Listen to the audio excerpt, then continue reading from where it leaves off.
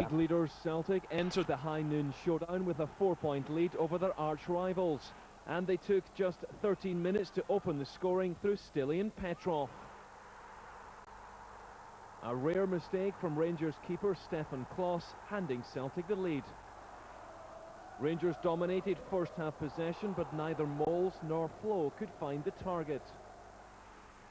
Celtic seemed content to hit on the break and were awarded a penalty midway through the second half when Amoruso fouled Larsson. Former Borussia Dortmund teammates Lambert and Klos had to be pulled apart as tempers boiled over. Amoruso was shown the red card for denying Larsson an obvious goal-scoring opportunity, but the Celtic striker failed to beat Klos from the spot. 10-man Rangers were denied an equaliser when Douglas saved Newman's drive. Then in stoppage time, Alan Thompson put the issue beyond any doubt with a superb individual goal. Celtic's fourth successive victory over Rangers and a 7-point lead this early in the season. Fraser Robertson, Sky News. It's a great win for us against what I would consider a top-class team. And Rangers, when they've all the players there, are a top-class side. We had to dig deep periods in the first half where they put us under severe pressure. Had the ball, we had to learn to play without it. We scored a goal. In the second half, we came more into the game. We had some great chances maybe to go and wrap the game up, but not without the game was in a knife edge the whole way. 1,000 at Celtic Park, knowing Rangers had to win to stay in touch with the championship leaders. Rangers were on fire throughout the first half. Their best chance on 20 minutes when Tori-Andre Flo did everything right but score. After being saved by the post, Celtic were then saved by Rob Douglas, who stayed on his feet long enough to deny Ronald de Boer. The second half was a different affair, with Celtic controlling more of the play, Yus Valharen breaking the deadlock on 58 minutes. Larsson, closely marked all afternoon, finally broke free 12 minutes later. Bert Konterman pushed him to the ground. Penalty. The Swede took it himself. Keeper Stefan Klos hardly bothered to move. But with so much at stake, Rangers weren't prepared to lie down. A great move from de Boer to Claudio Caniggia, across to Peter Lovenkrantz, gave them a consolation goal. Not enough, though, to prevent Celtic gain what must surely be now an insurmountable lead at the top of the table. Alec Wilkinson, Sky News. Win over Rangers, something which had not happened for 20 years. It looked a formality.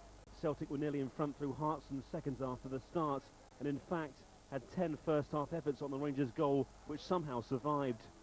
Klos had to keep out Larsson. The Rangers' keeper was tested again by Petrov. Again, the ball would not go in. Larsson nearly scored from a free kick, which hit the outside of the post. The reaction of the two managers said it all. But on the stroke of half-time, Rangers stole the lead. Peter Lovenkrantz, the scorer, as he got behind Mjalby. It was turning into some semi-final, and Rangers held out till 74 minutes. Then Bobo Balde, shooting well on the ground, brought Celtic level, 1-1 with 16 minutes to go. But instantly, Rangers were awarded a penalty for this. Arveladze could not convert. That meant extra time, and extra time meant something extra special.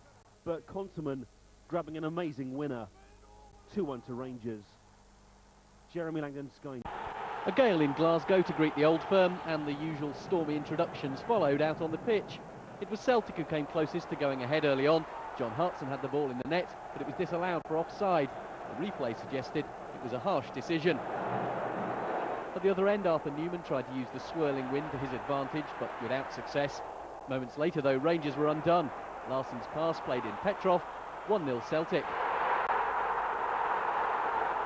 On the half hour, Larsson nearly had one himself with a spectacular piece of improvisation, but still the champions went in ahead at the break. Rangers needed something special to get back into it.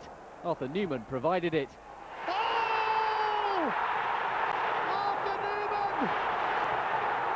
Breathtaking!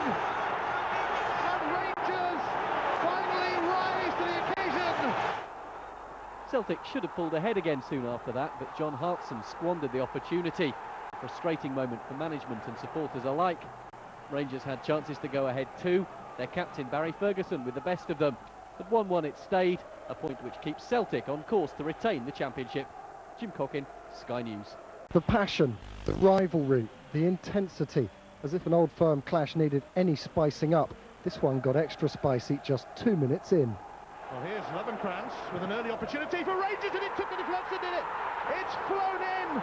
A sensational start for Rangers. 5 minutes later, Lovenkrantz could have had a second after Kanchelskis put in the hard work on the flank. And his hat-trick could and maybe should have been complete on the quarter hour. Again, Kanchelskis supplied, again Lovenkrantz missed. Celtic had the possession, but Rangers the chances. Kanchelskis this time pulled the strings for Russell Latapy, whose curler didn't curl enough. Lubomir Moravcik was inches from kick-starting the home side, but on the stroke of half-time he did. Moravcik's knockback found Hartson, who fluffed his lines, but Alan Thompson didn't. All square at the break. Stefan Kloss kept it that way early in the second half. Larsson's free nearly deceived the keeper. And as the half drew on, Kloss was sharply onto Alan Thompson's free kick, and Amoruso denied the midfielder's second attempt. In the dying moments, the game flashed back to life. Kloss's save from Hartson's header was brilliant.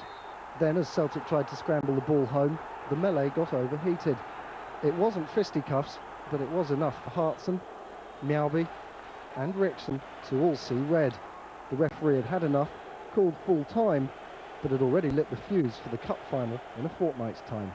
Ben Coles, Sky News. Celtic gambled on putting striker Chris Sutton into the heart of defence, and one of his first contributions was to take out Claudio Caniggia. The Argentine went off with a knee injury. And while Rangers were down to 10 men, Celtic took the lead. Boa Balder's knockdown fell kindly for John Hartson for his first Old Firm goal. But Rangers were level within 2 minutes through a player who can't stop scoring goals in Old Firm matches. Peter Lovenkrantz now has 4 for the season against Celtic. He could have had 5 shortly afterwards, but his volley was kept out by Rob Douglas. Rangers were showing some of the form which suggests next season's championship won't be so one-sided. Neil McCann or Shota Abadlaza could have given Rangers the lead. Celtic could also have gone in at the break ahead if another header from Balder wasn't scooped up by Stefan Kloss. Balder has been out for more than a month with a knee injury, but in the second half he rose highest to Neil Leonard's free kick, and Celtic were ahead again. Barry Ferguson then went close to getting an equaliser. But the Rangers captain wasn't to be denied for long. David Beckham, eat your heart out. Rangers did finish the stronger, and in the last few seconds grabbed the winner through Lovenkrantz again. The header wasn't pretty, but it gives Rangers the cup double. Manager Alex McLeish could hardly believe it. Rangers only led for a few seconds during the match, nor could the Celtic players denied a double of their own. But neutrals everywhere were left celebrating a fantastic match and a real lift to the Scottish game after a difficult few weeks. James Monroe, Sky News.